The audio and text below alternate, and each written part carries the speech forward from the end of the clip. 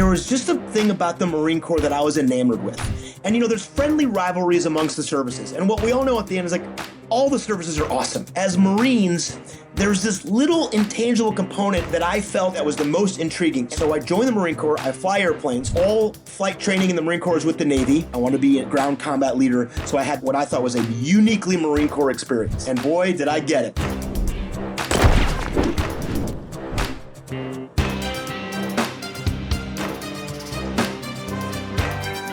Today, Disruptors, we've got a special treat for you.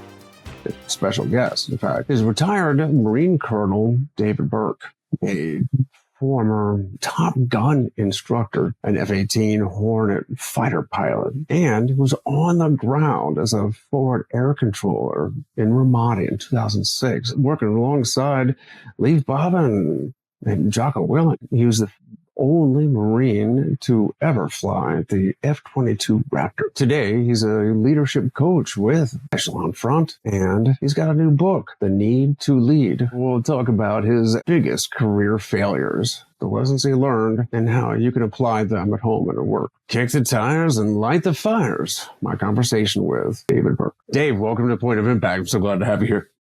Aaron, thanks so much, man. This is awesome. Well, you know what? I have been tracking you for quite a while. I mean, you are a frequent guest on Jocko's show, and it makes sense since you work with Echelon Front. And well, I'll tell you what, you guys, you do some deep dives on some really incredible leadership topics. So I'm really looking forward to having this conversation. Thanks, man. I love being on his podcast. I've been looking forward to this too. I appreciate the time. You've got an incredible career, both in and out of the military. Why don't you take us through a little bit of your early military career and what you've learned? Yeah, I mean, it's a great question. I look back on my career and think if I had to try to do it again, there's no way that I would, because so many amazing things happen.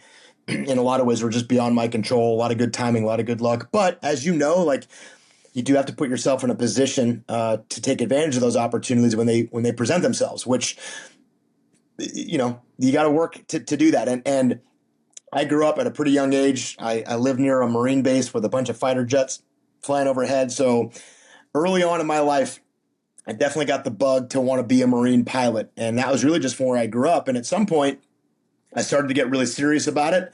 And by the time I was in high school, man, I knew I wanted to fly jets for the Marine Corps. And to be quite honest, Aaron, in some sense, obviously there's a lot of good luck involved in that, but the process isn't that complicated. You go to a recruiter, you tell him what you want to do. He gives you a bunch of paperwork to fill out, tells you all the requirements. You do all the things he tells you to do, and you get yourself on the path. And the cool thing about the path for the military, if people are thinking about that, whether they're thinking about going in, entering, or even leaving, reflecting back on their career, one thing the military does pretty well is there's a path to follow to get to the opportunity to do things you want to do. And if you know what that path is, you can stay on that path. And I was fortunate enough to figure out the path to get into the Marine Corps to fly jets. And I kind of followed it to the T, didn't let anything else get in my way. And it led me to the place where I really, really wanted to be. You grew up near, what was it, El Toro, right? I think you mentioned that in the book. Yep. My dad actually lives in Laguna Beach. And no way. Yeah, that's home, man. Yeah, it's right down the road. I mean, from where it used to be. But I remember because I actually spent 1 year living in California before my folks split up and went back to Ohio. But I did second grade at Laguna Niguel. Anyways, that's rich. Yeah, that is my backyard, man. 100%. Yeah, there was something you mentioned in the book, and I definitely want to get into that. But you just spoke about the forging this path in the military and the Marines, and complacency. Yeah, the military has this way of just kind of whether you want to or not, just shoving you into leadership roles. You sometimes leaders.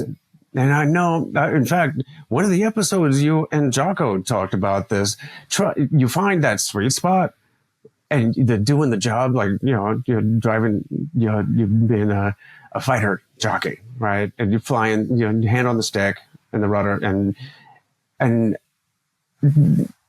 you're just doing the job versus getting promoted into the leadership roles. Yeah.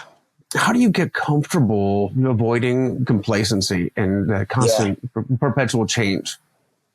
Dude, it is a constant struggle. And I'd be lying to you if I said that, that never was a problem. In fact, like we talked about it before, like in the book, I write an entire chapter about my inability to manage complacency throughout my career. It's a constant struggle. You got to be on constant high alert for that. I think I really like the way you asked that because, there's one thing about getting and staying on the path. And I love the path. But the path is the journey, and it's not so much the destination. The point of the path isn't to get to the outcome. You got to be careful of that because then things will just become a check in the block. I got to do this for a year. I got to do this for 6 months. I got to do this for 2 years. When you get put in a leadership role, the point of that role isn't to do it and be done with it. The point of it is to do it and do it as well as you can.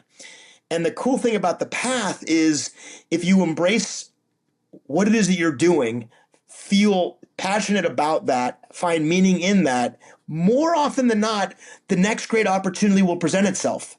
But if your plan is like, I just got to get through this because I'm looking for the next thing, that's the fastest way to get off the path. One of the things that I always struggled with was when I got to a place where I started to feel comfortable, I felt confident, I felt like I knew what I was doing, especially if it used to be hard, like landing on a carrier, it'd be hard to imagine that becomes routine, but you do it enough, you start to think like, I've done this hundreds of times. I've got this thing figured out. Those are the moments where complacency rears its ugly head.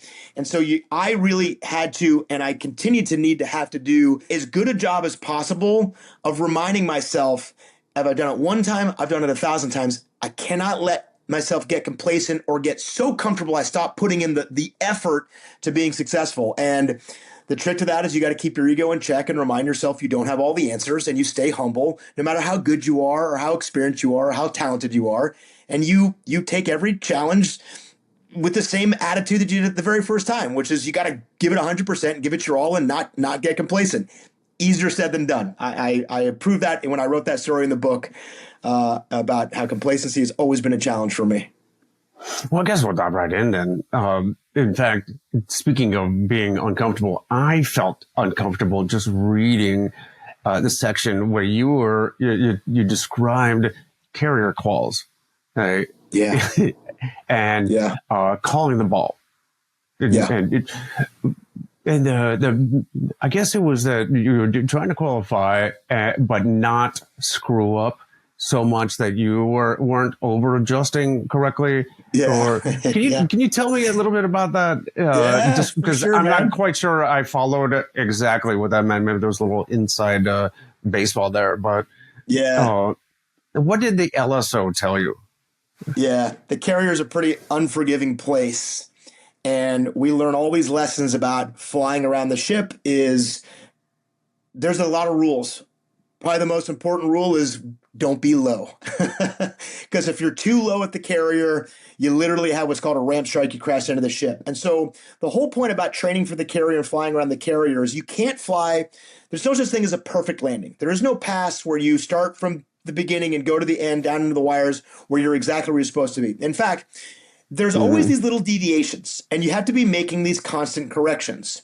Well, my first trip to the carrier in the F-18, which was the very, very, very last phase of training in my entire training career, right before I got sent to a regular fleet squadron, my first 2 lanes in the carrier were awful. They were dangerous. They were unsafe. The landing signals officers, the guy at the ship were like very unhappy with me for good reason. And I was stuck in the cockpit like, okay, this is my 3rd landing. If I screw this up, I might not pass this. I might fail carrier qualifications. And so I had this moment of, okay, maintaining my composure, taking a deep breath, getting ready. But what that led me to is when I came around for my subsequent passes, if I saw a really little deviation, like a little bit of a low, I kind of ignored it with the hope that nobody would see it. And so instead of making a correction, because I didn't want to overcorrect and go from low to high and get so high I couldn't land, I was paranoid about admitting that I wasn't flying a perfect pass. And so what I did is I accepted these little deviations. And landing after landing, I was thinking, okay, these little lows, they're so small that they can't see it. And I'm not overreacting to them. So I'm kind of like I'm kind of okay. And I landing after landing, and nobody was saying anything. And I'm thinking, okay, I'm good to go. And so I finished the landings, and I'm like, tell myself, like, okay, I pulled it off. I recovered from those 2 terrible landings where I was really high and they were unsafe, and the LSOs were unhappy with me. And I had a bunch of landings that were good to go. And when I was met with my instructor, he basically just kind of berated me. And he's like, that was terrible. And I'm like, oh my gosh. He's like, hey, what'd you see out there? And I'm like, well, I was maybe a little bit low, kind of like, and he's like, come on, man, you know you were low.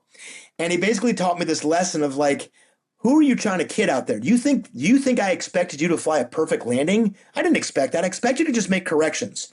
And my fear of making corrections was admitting that I was off where I needed to be.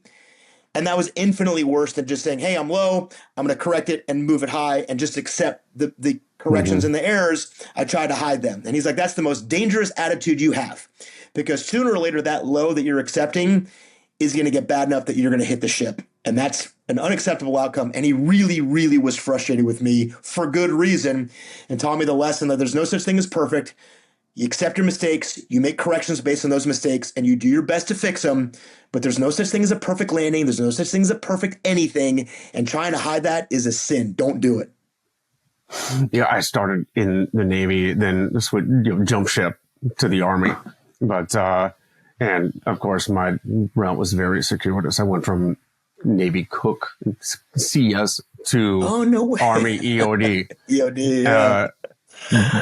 And I do what was hilarious though, as you describing the test score, like how understated the markings were.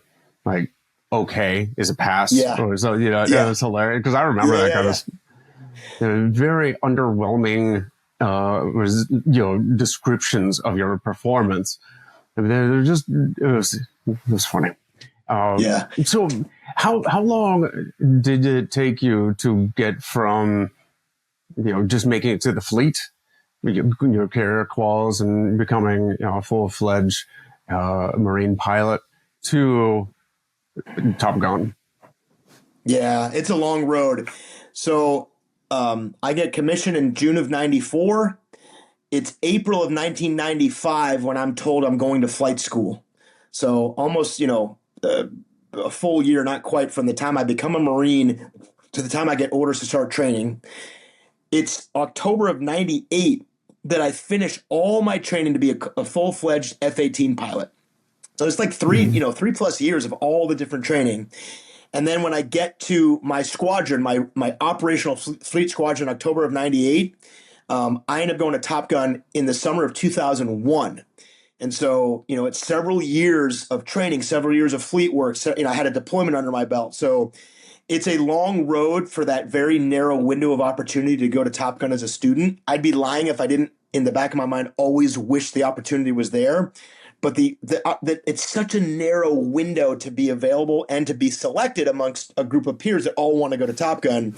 So it was years and years for that to happen. And then I kind of slid in, it worked out the way that I wanted to, but it's a pretty narrow window and it takes a lot of time. All I know about the Top Gun is from the movie, of course, and from reading Boyd. Yes. That, I tell you what, that was an incredible book. The guy, I don't know if they even had the diagnosis at the time, but it just seems like a high functioning autistic or even Asperger's or something. But it was hilarious. Yeah. Almost like cringing at burning admirals' ties with a cigar at the Pentagon, stuff like that. But he was an incredible pilot and mind. Yeah. And to fight the dogma, I guess almost like the good old boys mentality of, like, it was, I don't even know, like, you couldn't, back then, you couldn't really teach how to be a fighter pilot. You just got to like watch and learn and just get out there. And he turned it into textbook. Yeah. So when you got there, you're already Like to quote the movie Best of the Best, right? If we're going to make you better. Uh, I guess, oh, yeah, and that's the rule too, right? You're not allowed to quote the movie while you're there, That's right? right. I'd already be in trouble. But it's textbook, right? There Yeah. are, it's almost like grappling where there's moves and counter moves. Can you Yeah. tell me how does Top Gun turn the best of the best and make them better? Yeah, such a good question. And by the way, that historical reference with John Boyd and the massive influence he had on things well beyond just fighter aviation. I mean, the entire concept of like combined arms and maneuver warfare, how the Marine Corps institutionally Marine Corps, yeah. redefined. Yes, totally. So you're really hitting the nail on the head. And so by the time I end up at Top Gun as a student and then back as an instructor, we are steeped in the decades long lessons really pioneered by just a brilliant mind in Boyd, starting from the 50s and beyond. So we were really the beneficiaries of that, studying his methodologies, his techniques, and ultimately what he taught and what we recognize is, I think two major things. One is that you really learn by doing in this process. And so the formalization of training isn't just the mechanics of what to do, it's implementing them, learning from them, adjusting and evolving and rapidly deciding and moving and correcting based on, there you go, 100%. And so that, as you can see, that's so natural fit into aviation. But another thing he really had this conceived that we leveraged is, and to your question, like, how do you make a really good pilot and make him better? You have to learn how to teach it. And what makes a Top Gun instructor unique isn't just, listen, the Top Gun instructors are really good on the airplane, but that's not the attribute that makes Top Gun instructors unique. It's their ability to convey that in a way to take other really good pilots and help them get better. Because the Top Gun instructor's role is to teach someone how to teach. And you probably understand this. If you can do something well, but can't teach it well, you're missing some key components. And so I think truly the excellence of Top Gun and the quote, which I'm not going to spend the $5 fine, but to use your quote of making the pilots better, is the ability to diagnose the pinpoint error or mistake or thing you did correctly and convey that in a way that another person can understand it and then teach it themselves. That's a level of refinement and skill that's really hard to match. And that's how you take a really good pilot and make him better, is learning the ability to identify the teaching moment and convey that so someone else can apply it in their airplane or in their world. That's a hard thing to do, and that's what makes excellent pilots even better. And Top Gun's masterful at teaching teachers. Mm-hmm. So almost like Ranger School, taking a soldier, not just making him a better soldier, but making him a better leader. Totally. And I think there was I guess it was maybe an epiphany or a realization, or just a great example of that being your graduation flight, in which you started at the beginning, of the front, the point of the formation, but had to leave the formation, and you were, what was it, Charlie? Tail end Charlie. Yeah. That's an unflattering term for the dude in last place. That was a major lesson for me, and something I don't think I fully appreciated at the time, but it really stuck with me over time. It was a really cool thing. I was in the flight lead of the graduation exercise. Top Gun had been a great experience for me. And I had this image, and I think it's the image we all have of what good leadership looks like, is I'm out in front, I'm giving you the orders, you're going to follow me, I'm going to lead you down the path to success, we're going to get there, follow me, and I'm going to lead you to victory. And that seems super cool. It seems like this great image, but like 2 minutes into my flight, I get jumped by an enemy fighter behind me, and I have to spin out of my formation to fight this guy who was like awesome and gave me all sorts of problems. And by the time we solved that problem, the rest of my formation is like 20, 30 miles ahead of me or something along those lines. And in a jet, like you're not going to catch up. They're gone. And so the whole mission was, instead of me being in the front, I was behind. And in my mind, I'm like, oh, I failed. I was a failure in this mission. But it turns out, shockingly, the rest of my flight, they were all really good too. And they conducted the mission. They completed the mission, took care of the enemy, took care of the target. And by the end, in the debrief, everything was good. And the lesson was like, hey, leadership isn't about you being out front, everybody following your lead. Leadership is putting your team in a position to be successful, sometimes without you. And that was a lesson of like, oh, success in the cockpit is not how good I am at shooting a missile or dropping bombs or dogfighting. Success in the cockpit is how well my team performs. And that's leadership. You just said that 5 minutes ago. You nailed it in my mind. Like, that's what flying is. Flying is leadership. And leadership isn't being in front and getting people to follow you. Leadership is making sure the team can succeed sometimes without you. And that really was a seminal moment in my life of like, success isn't the image I have in my mind. Success is the team winning. And if the team wins, then you're doing a good job as a leader. And if the team doesn't win, you have room to improve as a leader. And that was a great lesson for me. And it's a tough lesson too, that humility over hype, right? Your ability to lead versus the stats on a resume, right? Yeah, totally. So I really did like how very similar to Extreme Ownership, the format of the book, your lessons in the military, experience in the military, the lesson learned, and then practical application in the real world. How could somebody, in business or at home, apply that, the stick and rudder skills versus that humility and leadership from behind? Yeah. And I love the connection too. And you could tell, like, I know the book Extreme Ownership, and I know the formula that they use, which was in their version was Leif and Jocko wrote a military story, and then they talk about the lesson they learned, and then each chapter has 3 parts, and the third part is the application to business. And I loved that format, so I just stole the format. It's the third book in the series. Jocko and Leif were super gracious to let me be part of that, and I thought that format was great because, to your point, I didn't want to tell a story about me flying airplanes or me in ground combat or me as a husband or me as a father. I wanted to tell stories of the lessons I learned in those environments and how they apply to other people. So I could have written a story about flying an F-18 and moving the stick and the rudder and the throttles. What I wanted to do is tell a story about the lessons I learned from that experience and how it applies to life. And I think there's a lot of power in recognizing that in some ways I know the military environment can be different.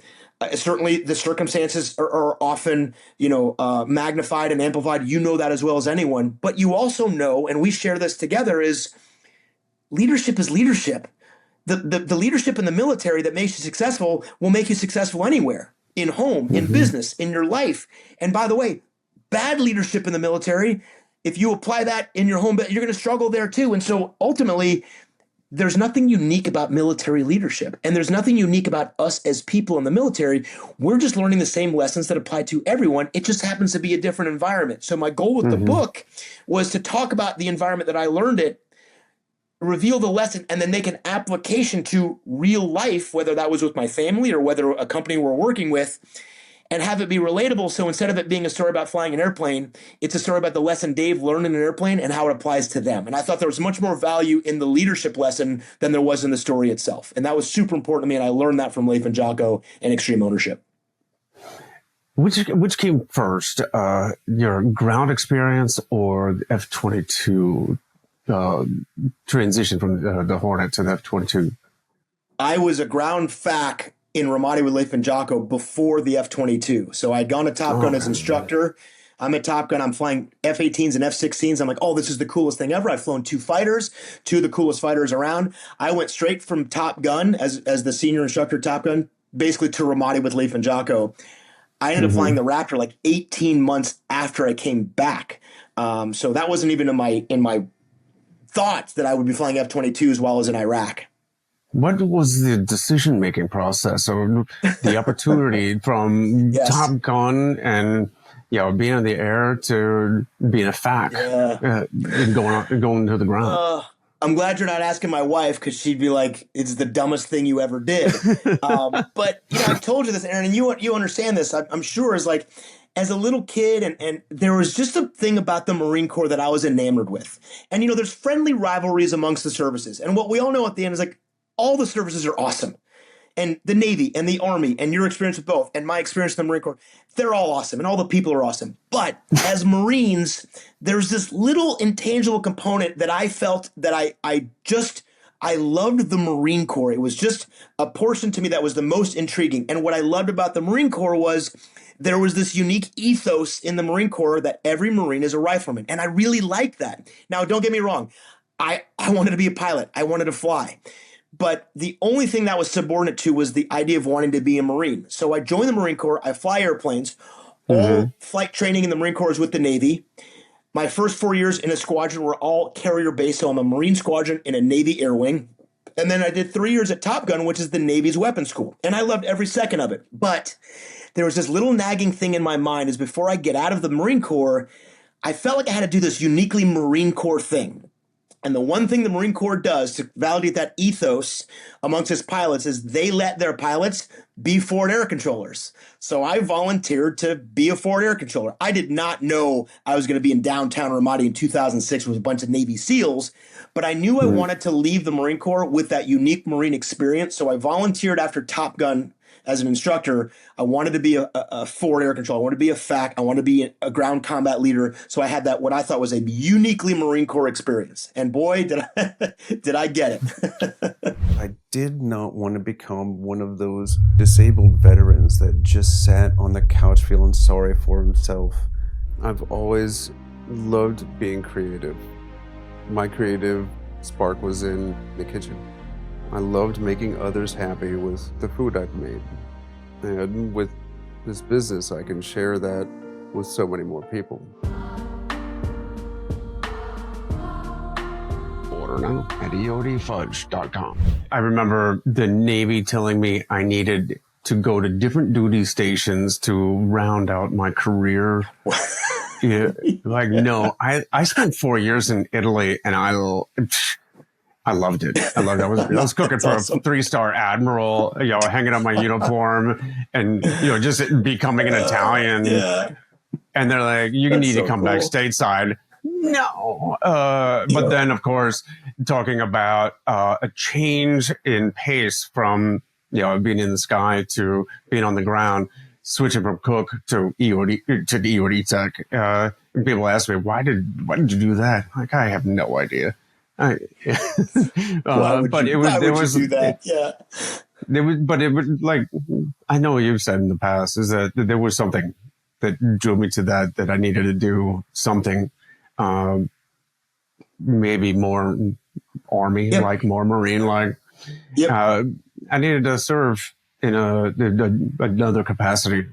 And anyways, tell me too, I've heard you tell the story about your first call for fire mission, and you were standing on a rooftop, and RPGs just coming in. And how did your experience up in the skies, being a pilot, how did that help when you were on the ground? It helped immensely. I have to just double down on a comment you made, which really led me to understanding what it was like to be a ground combat leader. Is, to your point, like, there was no criticism of my experience before the need to do this. I loved every second of it, just like you probably did in the Navy. That nagging thing was really just me internally is feeling I wanted to have serving in some other capacity. The irony in that is when I found myself in Ramadi, and I think one of the missions you're alluding to is, I'm on a rooftop with Leif Babin, we're clearing out a building, there's machine gun fire flying over our head, like just craziness. I spent a lot of time in that deployment asking myself, what am I doing here? Like, what was I thinking, right? Because, the cockpit for the most part is a very comfortable, safe place for me because I'm very familiar with it. And ground combat is just different, man. It's just, as well. There's nothing like it. And so for a little while, there was a very abrupt transition period where I'm, clearing rooms with Navy SEALs and shooting my rifle and getting shot at repeatedly, thinking like, I made a huge mistake. How could I have possibly thought this is what I want to do? Once I settled a little bit, and I don't ever want you to think I ever got comfortable with it. I did not. It was a very tough deployment with a lot of challenges and really out of my comfort zone. But I started to recognize, especially on patrols, doing, inside a vehicle, managing the team inside a vehicle, turret gutter, driver, radio operator.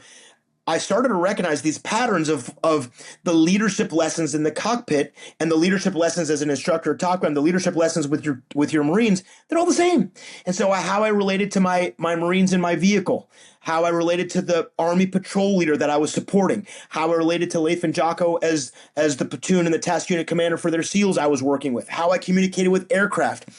There was a relativity to the leadership that I was familiar with. And I had one big advantage that no one else had was when I'm on the radio talking to F-18 pilots or Cobra pilots or Harrier pilots, which I did routinely, I could really understand their perspective. So if I'm talking to an F-18, I have vivid memories of a bunch of different things. One of the things that was probably the highlight of my time there was doing what we call Type 1 gun runs, F-18s circling overhead, strafing ground targets. I'm talking to a friend of mine who used to be a squadron mate. And so I, as a FAC, really could place myself in the cockpit very comfortably, what he might be looking at, which direction he's coming from, what he's seeing. And I was able to blend the air perspective and the ground perspective in a way that, and you can imagine this too, as a soldier, and I work with a ton of amazing soldiers in the Army, as great as they were, one thing they couldn't do was fully understand the perspective of an F-18 pilot. And so I filled this wonderful gap, this very narrow gap of I can take aircraft to support the soldiers on the ground because I had this great familiarity with that. And so one thing I realized was the leadership was the same, and I had a unique ability to contribute because I could blend the ground perspective and the air perspective and really optimize the support that the aircraft provided us in a way that no one else really could. And so in some sense, as scared as I was, as uncomfortable I was, I really thrived in that environment because I was able to make a really valuable contribution that I thought was very, very meaningful and really fulfilled what I wanted was, can I deliver something in a way that no one else can? And that was the best part of the deployment, aside from the fact that it was crazy, man. Like, combat's crazy, especially on the ground. And I had to work through some very uncomfortable situations, as you understand. You were incredibly busy at that time. Yes. I know Ramadi was where the war was. And I know from Jocko and Leif's stories from the books and many other accounts, including yours, that there was very little downtime. And you went in there, you didn't really you got a little bit of a handoff, but it was hit the ground running. Yeah. And so, can you describe a little bit more about the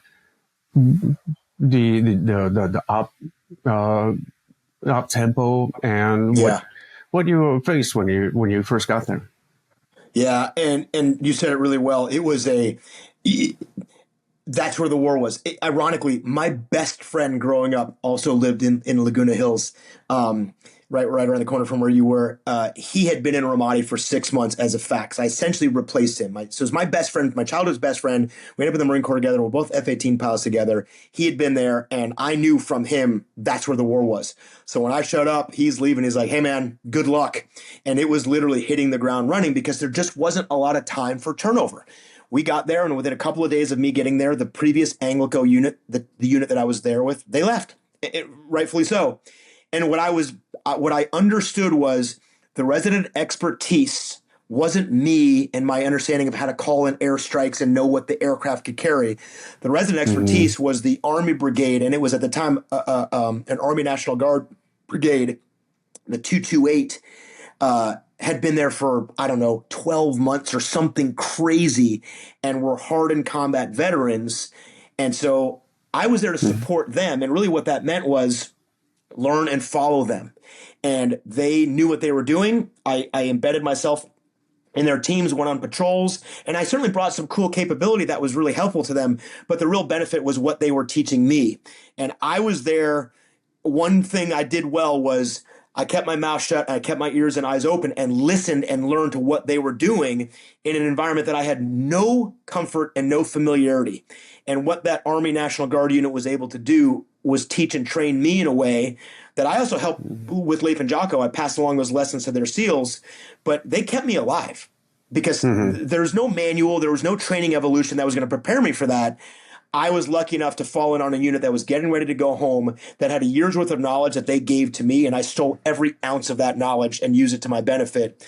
And that, I think, was a key reason why I came home from that deployment. I know you actually paid Jocko and the SEALs a pretty incredible compliment when talking about your first mission brief.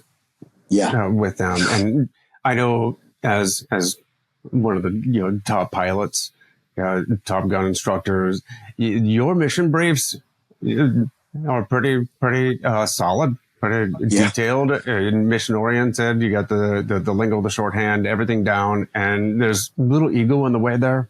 But yes, when you also had a preconception of the Navy SEALs, and maybe they did just do their own thing, you do your own thing, and then also worried about being able to function as a joint team. But right from the offset, they changed your mind. Can you describe 100%. A little bit about that? Yeah, you set that up perfectly, because Top Gun is about a professional organization as exists in the world. I was a part of that for 3 years. I knew what professionalism looked like. I knew what good briefs looked like. I also knew that I'd been there for maybe a month. It wasn't that long, but long enough for me to know how dire and dangerous the environment was. So I took our operations very, very seriously. And when this SEAL team showed up, tasking a bruiser, I didn't know anything about them or who they were. I'd never met them. All I knew from what the SEALs was some crazy image I'd conjured up in my mind. And to be quite frank, my preconceived notion of special operators was they kind of did what they wanted. And I was like, ooh, I don't think that's a good attitude, because this is not a place to just be running around being cavalier. This place will get you killed in an instant. And so I had this sense of like, who do these guys think they are? And when they reached out and said, can we start doing operations together? I loved that attitude, as we needed to work together to support the Army.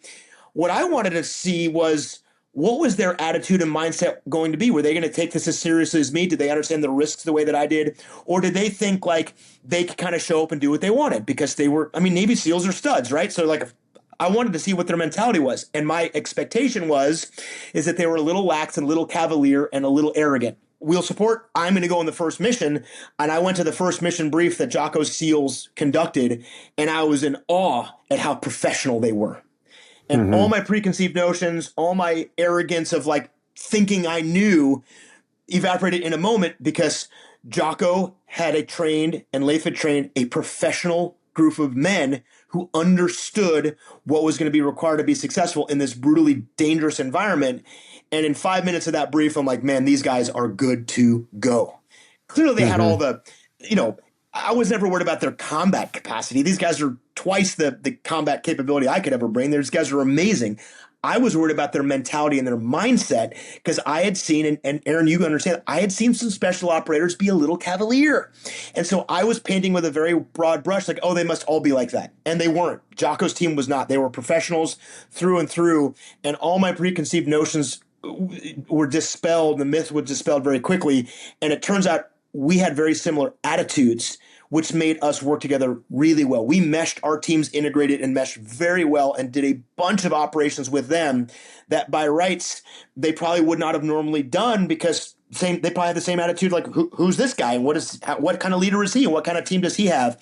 Turns out we had very like-minded approaches and attitudes, and our teams ended up working very closely together. And it was a huge honor to be with them, mostly because of their attitude and the approach they took. And I was really impressed by that. And my expectations were wrong. And I learned, like, okay, these guys are good to go. And it made working with them very easy in that deployment. And like you said, we did a lot of missions together. It was incredible. Mm-hmm. And you mentioned, we've mentioned a couple times now that running missions and that operational tempo, the pace of the work. And of course, it's a battlefield, it's a dangerous environment. And I know, even from my own experience, is that you see casualty, you see these names in other units, people getting, WIA, KIA, but you still, I know I felt separated from it. It wasn't going to be you, it wasn't going to be your guys until it is. Yeah. And you experience a similar experience, and I know it's a sensitive subject, but can you tell me about Chris? Is it Yeah. is it Lance Well, Corporal? yeah, Corporal Chris Leon. And in some ways it is a sensitive subject, but I think something that you can appreciate as much as anybody Well, it alive was a is, really good lesson on extreme ownership. yeah, well, it certainly was. But I want to talk about him and I want to tell his story because that's how I keep his memory, his legacy, and his contribution alive. And so you and I both know this, is that those are the hardest moments in life. But I'm glad I want to talk about this stuff. And I know you know that feeling of losing a Marine and seeing people get wounded and killed is the hardest thing. And I never expected, Aaron, that I'd go on a deployment, I would lose a Marine. I certainly never imagined that the first Anglo Marine ever killed in Iraq would have been my Marine. And so I didn't imagine that. Part of that experience was as I got there very quickly after I got there, actually, right when I got there, the first thing I see is a memorial of all the casualties from the unit I was there, that Army Brigade, the memorial of all the men and women who had died before I even got there. And that made it like, whoa, this is real. And then I started supporting units and they were taking casualties, lots of wounded, and then you start to see killed in action and you're going to memorials. And you start to see it more and more and more. But just like you said, there was always this part in the back of my mind that I knew it would certainly never be me, and it really wouldn't be my guys. I'd always be once removed from it. So when Chris was killed on June 20th, 2006, at like the height of our time, like right in the middle of the deployment, the height of the summer engagement there, the most violent time, man, I struggled with that. I really was in a lot of shock. And to be quite frank, I wasn't fully prepared for losing someone. I just didn't think it was going to happen. And I look back on that as a leadership failure of I should have been more prepared for that. And I think the lesson that I learned, and by the way, I learned this lesson 10 years later when I read the book Extreme Ownership in 2016. And I look back on Chris being killed in 2006. I was very quick to attribute Chris's death to the circumstances of war, meaning things beyond your control. We're in a war, Aaron. These things are going to happen. And so what I told my men and what I told myself was some version of the story is like, these things are going to happen. There's nothing we can do about it. We have to press on. And in some ways, that's true. That is how combat works. And you do have to press on. But what I failed to recognize was the ultimate responsibility of that was mine, which meant I needed to do a diagnosis of, had I done everything I could have done to prepare my men to survive that environment? And if I didn't, what was I going to do moving forward to ensure it didn't happen again? And what I did is I dismissed it as an environment beyond our control. And that was a failure of leadership. Now, I was very fortunate that my team, after that, we didn't lose anybody else. No one got wounded or killed, and we all came home. But what I was comfortable doing was dismissing it as to a circumstance that I could not control, which meant I didn't take ownership of it.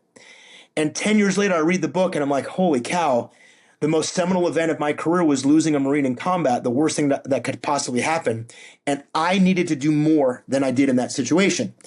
And it has really been a guiding element of my life, which is you got to look for things to take ownership of, sometimes ahead of time, because you understand this well too, is I could now today take all the ownership in the world over Chris, but it won't bring him back. And so the idea of preemptive ownership, which is forecasting into the future, looking out over the horizon, looking for the things that might get in your way, looking for the things that might cause problems, and trying to take ownership of it ahead of time. That was a really, really powerful lesson that I learned after the fact, that I still to this day realize there's always more that I can do, but I always try to look now for an opportunity to own something before the problem happens, because sometimes ownership after the fact doesn't solve the problem. And Chris is the ultimate example of that. I carry that with me to this day, is understanding that I can't bring him back. All I can do now is do a better job moving forward. You know, that leads to another thing you wrote about, and you mentioned looking forward. Extreme ownership taking responsibility for things that have happened. But then at Echelon Front, you have a term called preemptive leadership or preemptive ownership, and that's the looking forward. How can you apply that to your daily life? How do you plan? How do you preemptively lead? Yeah, and I should make sure that people listening to this understand, like, it doesn't have to be life and death. It does not have to be this dramatic scenario. The concept of preemptive ownership can be very simple and very straightforward. And what's interesting is that when I wrote this chapter in the book, I struggled a little bit with it, and I ended up coming to the conclusion that how I wrote this, even though I wasn't sure at first, I think it was the right version, because I started that chapter with the story of my Marine being killed and naming my son after him, this incredible combat story that led to the loss of life. And the application story I tell about is the story of a guy not putting gas in his wife's car. And he's like, hey man, how do I link combat to putting gas in the car? And I did that to prove a point, which was, listen, ownership applies to everything. Everything.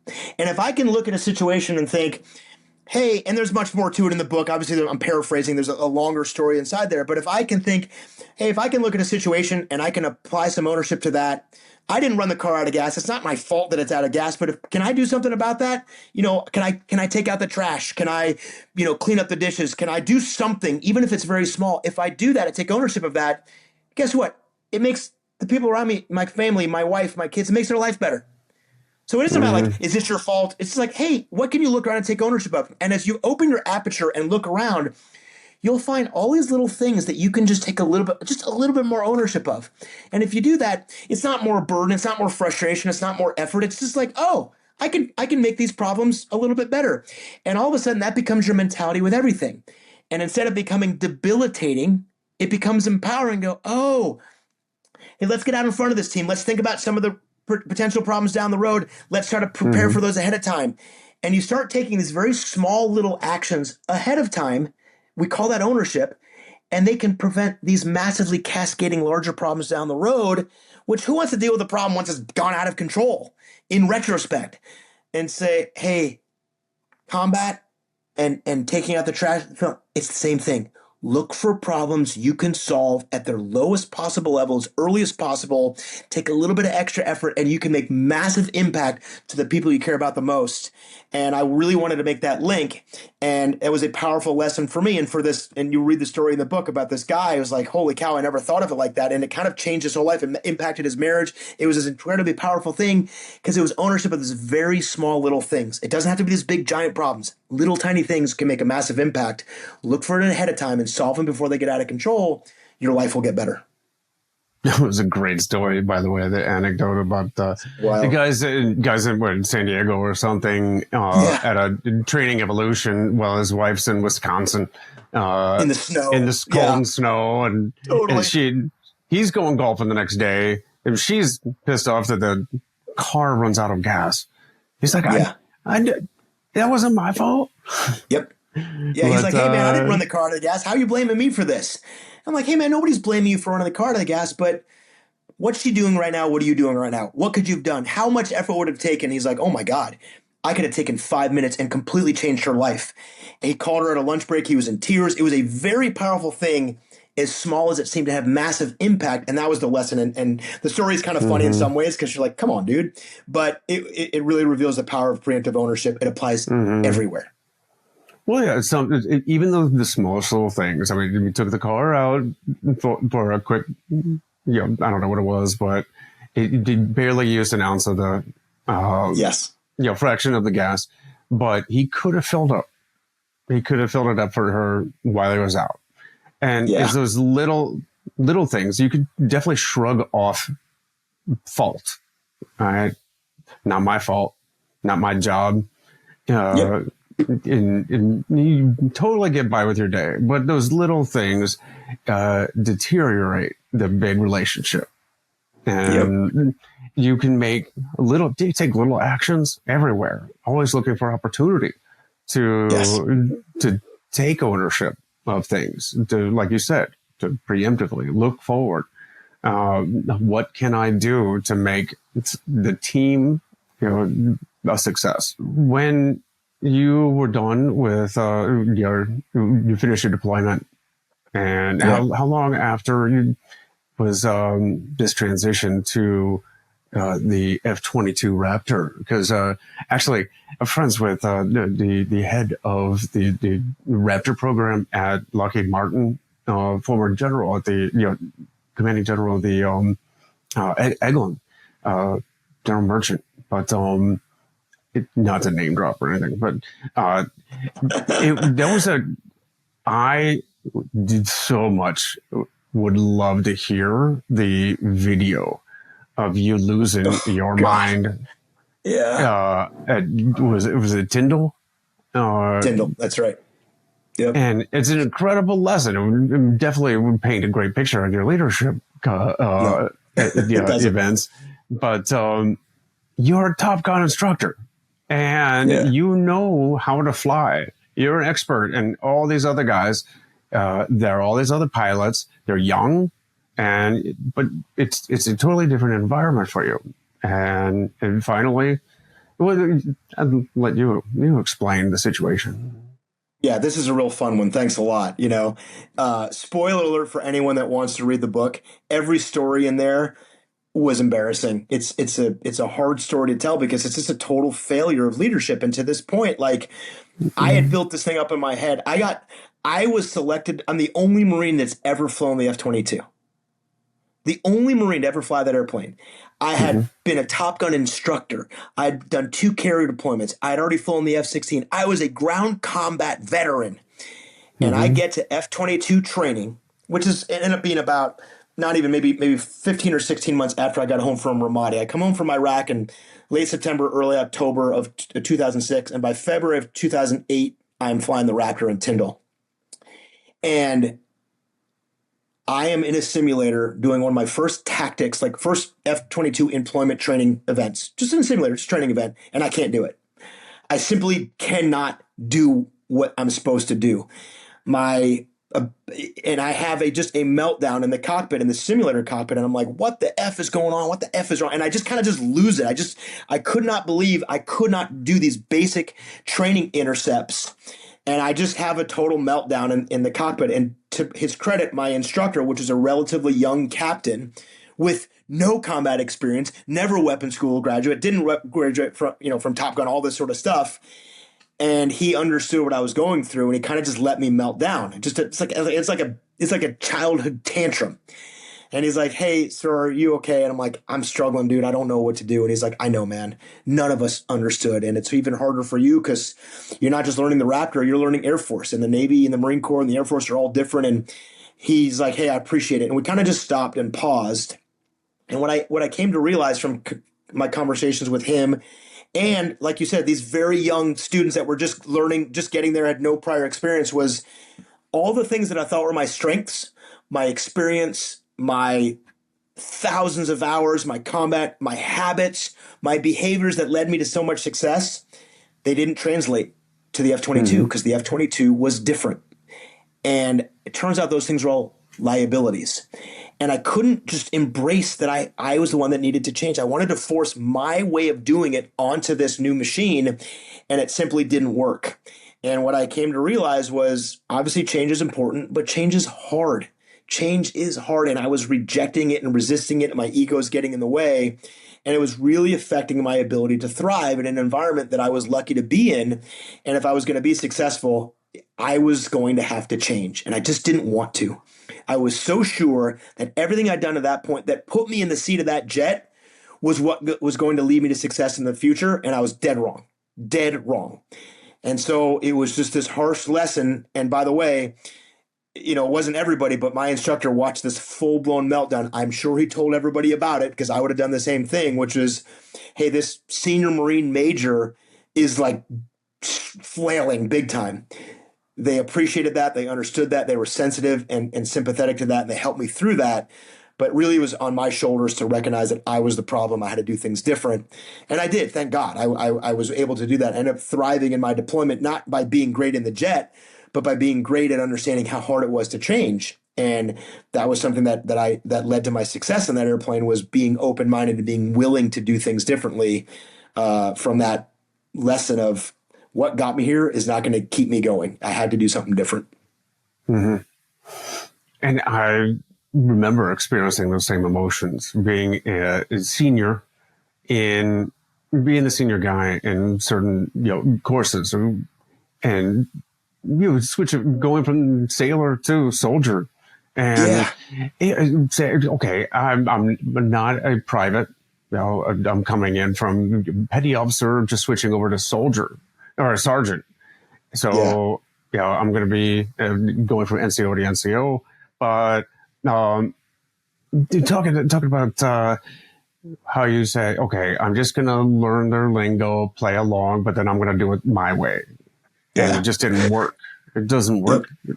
And there's something to be said about being coachable, and accepting, I don't know, that touching back on that humility thing, where you gotta accept that change, even when you're longer in the tooth, being able to realize that new challenges require new skills.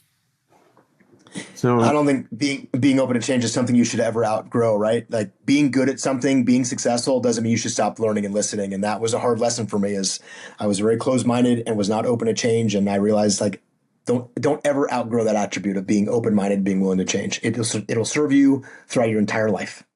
Mm-hmm. Well, I mean, how did it turn out? Did you become the ace of the class, or did you? No, nobody would ever accuse me of being the best F-22 pilot ever. I'm the best Marine F-22 pilot, but that's because there's only one of me. I will tell you this: it worked out extremely well in terms of my experience, and to the Air Force's credit. And I had done a lot of time with the Navy, a lot of time in the Marine Corps, obviously, a bunch of time supporting the Army, and now I'm here with the Air Force. So I've worked at all four services. When I got to my operational squadron, this operational unit in Nellis, my last year, I was selected to be the commander of the F-22 division as a Marine, which was an unbelievable experience. Something that I am still to this day awed that they gave me that opportunity. They didn't select me to be the commander of the Raptor division because I was better than everybody in the airplane. I think the attribute that I demonstrated that was the most valuable was open-mindedness and being willing to change and trying to help other people learn that same skill. Not the stick and rudder skills of the Raptor. There was countless people better than me in the jet itself. But we were there to develop tactics. We were there to develop the best way to use the airplane in combat. We were there to take an airplane and evolve it to being the best combat machine and around. And what that required was open-mindedness and being willing to change. I had that attribute, and the Air Force trusted me enough to let me command that division as a Marine, which at the time was unheard of opportunity, and I'm super grateful for it. So in that sense, it was highly successful, but nobody will ever look back and like, Dave Burke was the best Raptor pilot around, not even close. But it didn't hamper my ability to thrive in that position because I was able to contribute to the airplane's evolution by being open-minded to change, which was really what was required. I think that brings us back kind of full circle to two statements that you made early on in the book, and maybe definitions. Who is a leader, and who's on the team? Yeah. The answer to everyone a leader is a simple answer, but often overlooked, is everybody is a leader. And we see this at Echelon Front. Our company teaches leadership. In people's minds, the preconceived notion of leadership is the people in charge. It's the supervisor, it's the sergeant, it's the CEO, it's the whatever by title because you have people working for you. And the first thing we want to do is dispel the myth is that leadership's about your rank, your position, and that you have people working for you. The attitude and the mindset that we believe in, it's our core value, is every single human being is a leader. And our definition of leader is a person who interacts with another person. And all of a sudden, that means the lessons we learn to teach leadership become relevant to everyone. And I wanted that to be permeated in the book. It's one of the very first things I say in the very beginning of the book is that every single person is a leader. Everybody. And that means this applies to everyone. And then, there's a section there when I talk about the team. I spent my career in these like very high visibility roles. I'm an F-22 pilot. I'm a carrier pilot. And it's very easy to start to tell yourself, oh, I'm the centerpiece of all this. I'm the most important person. I'm the face of all this because I'm the one flying the jet. And what you learn, especially, you know this about being in the Navy and the carrier, you could be the world's greatest pilot. You're not going to move that jet 1 inch without the effort of thousands of other people. You can't take off and land on your own on that thing. You can't taxi. You can't do anything. You can't load weapons. And there's a lesson out there is like, this isn't about you as the pilot or the centerpiece. This is about the team, because you can't do anything without the team. And what they're doing is every bit as important, if not more so. And the entire point of good leadership is making sure the team wins and making sure the team is successful. And that was another hard lesson for my ego to learn was it's not about you, it's about the team. And putting the team first is the most important thing a leader can do, is taking care of his team. And I had to learn that repeatedly. The carrier was a place where that really came and rang true for me. And I used it everywhere in my careers. It's not about you, it's about the team. I like to call it an Aaron Haleocentric universe. That's awesome. Heliocentric. That is your world, man. I love it.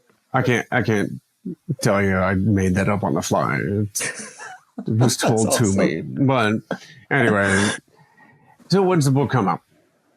The book comes out October 21st. Like we talked about, it's 10 stories of just epic failures on my part, but where I learned some pretty good leadership lessons and hopefully how it applies. And it was tough to write, but it ended up being a lot of fun. And I'm very thankful for Leif and Jocko to be in the Extreme Ownership series, the third book in the series, to try to help folks take the lessons we learn and apply them to their lives, man. I feel the need to lead. Gosh, I can't help myself. Okay. That brings us to the final segment, the countdown to impact. And this will be 3, 2, 1. 3 books, 2 quotes, and 1 person who have all made an impact in your life. Oh, man. Narrowing that down is really hard. Listen, I would love to tell you Need to Lead is the book you should read. I will be very clear. You got to start with Extreme Ownership. It is the foundation of what we teach. That book is really central to the mindset that everything that's going on is about you. You have control. You have influence over that. I think that second book in there, when I talk about, a book, called Leadership Strategy and Tactics Field Manual, that's like basically a how-to guide in terms of like day-to-day leadership. That's been a massively influential book in my life. Very, similar in terms of influence to Extreme Ownership, but in a very, very practical sense. So Extreme Ownership, Leadership Strategy and Tactics Field Manual. I think did you say 2 quotes? I would say 1 quote, I've already alluded to it. You've mentioned it, but it's a quote that I don't know who I attribute it to. Maybe Jocko, but we talk about the concept that humility is the most important attribute in a leader. Because every story you and I were talking about today, every story, like humility is tethered to all of it. Listening, being open to change, putting the team first, being complacent. Humility touches everything we do. And so if there's one skill or attribute, if there's one thing people need to understand, is that humility is the most important thing. And if you can be humble, your opportunity to succeed in the most difficult environments opens up dramatically. And the next quote may be a little self-serving and I probably a little kitschy, but it's my mom and something she told me at 15 years old when I'm like, hey, I want to be a fighter pilot in the Marine Corps. What she said was, and it stuck with me to this day, is someone's going to do it. It might as well be you.